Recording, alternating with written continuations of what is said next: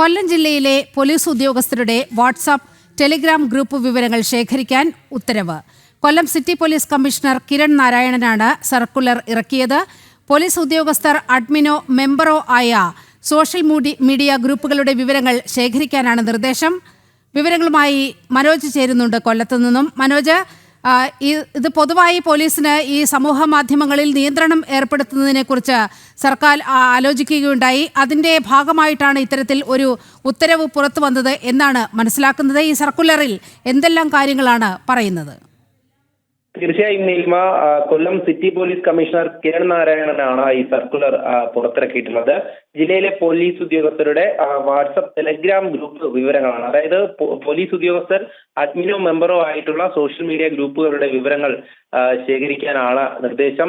ഈ ഉത്തരവിൽ തന്നെ ആദ്യം പറയുന്നത്, ജില്ലയിലെ എല്ലാ പോലീസ് ഉദ്യോഗസ്ഥരും അഡ്മിൻ മെമ്പറായി ഉൾപ്പെട്ടിട്ടുള്ള ഈ സോഷ്യൽ മീഡിയ അക്കൗണ്ടുകളുടെ, അതായത് വാട്സപ്പ്, ടെലഗ്രാം എന്നെടുത്ത് പറഞ്ഞിട്ടുണ്ട്, ഈ വിവരങ്ങൾ നിർബന്ധമായും ശേഖരിച്ചുകൊണ്ട് ഇതോടൊപ്പം അറ്റാച്ച് ചെയ്തിട്ടുള്ള ഡിക്ലറേഷൻ ഫോം കൂടെ ഓരോ ഉദ്യോഗസ്ഥരിൽ നിന്നും പൂരിപ്പിച്ച് വാങ്ങുകയും ഈ റെക്കോർഡുകൾ സഹിതം സൂക്ഷിക്കുകയും ചെയ്യേണ്ടതാണ് എന്നുള്ളതാണ്. ഇതുമായി ബന്ധപ്പെട്ട റിപ്പോർട്ട് 30-ാം തീയതിക്ക് മുൻപ് സമർപ്പിക്കണമെന്നായിരുന്നു ഇതിൽ ഉണ്ടായിരുന്നത്. ഇതിനോടകം തന്നെ ഉദ്യോഗസ്ഥർ അത് സമർപ്പിക്കുവാനുള്ള മറ്റു നടപടികളൊക്കെ ചെയ്തു എന്നാണ് അറിയാൻ സാധിച്ചിട്ടുള്ളത്.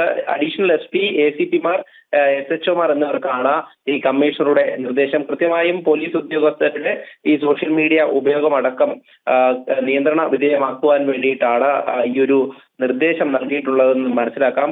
കൂടുതലും പോലീസ് ഉദ്യോഗസ്ഥർ അഡ്മിന്മാരായി നിരവധി ഗ്രൂപ്പുകളുണ്ട്. അത്തരത്തിലുള്ള ഗ്രൂപ്പുകൾ നിരീക്ഷിക്കപ്പെടേണ്ടതാണ് എന്നുള്ളതാണ്.